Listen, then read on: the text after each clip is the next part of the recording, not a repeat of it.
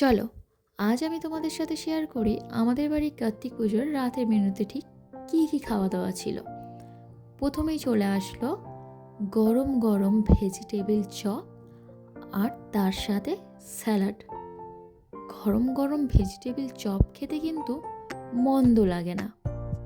আর ঠিক তারপরেই কড়াইশুঁটির কচুরি, সাথে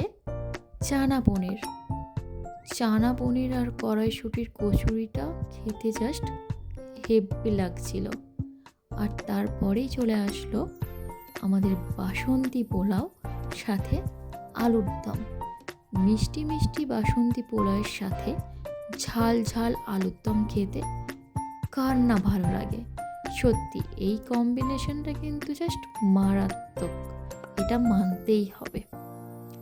তারপর চলে আসলো চাটনি, পাঁপড়, মিষ্টি ছিল যেটা আমি স্কিপ করে গেছি, আর জোয়ান। আমার ভিডিও আপনাদের কেমন লাগলো এটা অবশ্যই কিন্তু জানাতে ভুলবেন না।